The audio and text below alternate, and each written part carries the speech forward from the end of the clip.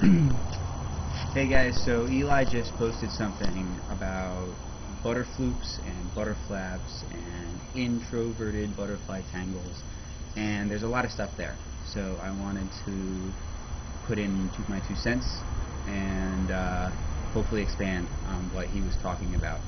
So this is a butterflap. It's a very simple knot. If you stop and look at the knot, super simple. Butterfloop looks like that. It looks like the same knot, but if you look at it after another half a rotation, it's actually a straitjacket knot. I don't know if you can see that, but basically it's the same knot as what happens when you go into a straitjacket and then let the koi stay outside of your arms. You get the exact same knot. So a butterfloop is a butterfly straitjacket that happens on the strings instead of in your arms. And I'm not entirely sure how the issue of degrees works out, because you can enter a butterfloop from a butterflap like that, or you can enter it from just 2 poi that are not tangled at all, like that. It comes to the same thing. And I've looked at that, and at first I thought that there was like an extra half a turn worth of tangle happening when you entered it from a butterflap, but I don't think that's true. I don't think that's how it works, and there's still a lot left to work with on that. As far as the introverted butterfloop that he was talking about, so we've got a butterflap, you introvert it, they come out and they're going the opposite direction from how you entered, like that. That is a really interesting tangle, because topographically I think it's the exact same as going from a butterflap into a horizontal hyperloop and then coming out of it. It's just a question of where your hands go. So like that. And you have to be careful with the horizontal hyperloop, as with any kind of orbital-like trick or hyperloop-like trick, if you exit the hyperloop with the wrong koi head, you will end up in a really bizarre tangle that's virtually impossible to get out of if you're not prepared for it.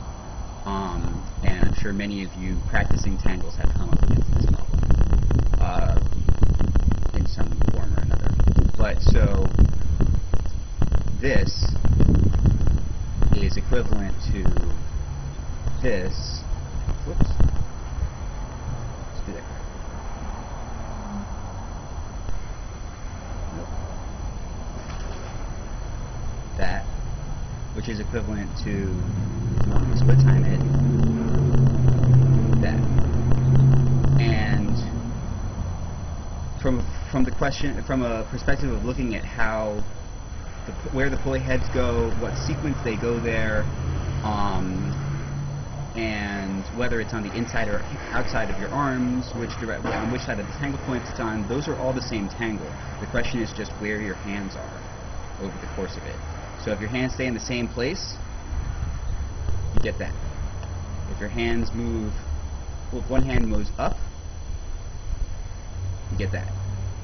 If you enter it in split time, you will temporarily go, you can stay in wall plane, but you will temporarily go through a same direction tangle. So same direction tangle and back out, and it involves floats. And this is what I was talking about on the thread. And I don't think there's a functional difference between any of those tangles, and that's why I was saying that the boundaries between opposite direction tangles and same direction tangles are getting really weird. One other thing I noticed while I was playing with this, that if you want to introvert a butterflap or a or you know, introverted butterflap from under your arms instead of going over your arms. If you want to go under your arms like that, if you do that a few times in a row, you will end up in either a Lovelace or an ollie, infinite hyperloop, depending on how you do it. And the planes are going to bend while you're doing this, but it's weird. There's a lot yet to go on looking at these, and I'm going to be teaching a class at Flame on tangles as well as Eli. I think we're going to try to put our heads together and make sure that we cover as much material between the two of us as possible without overlapping with one another. So yeah, come to Flame and learn about this stuff. Awesome. Thanks for watching.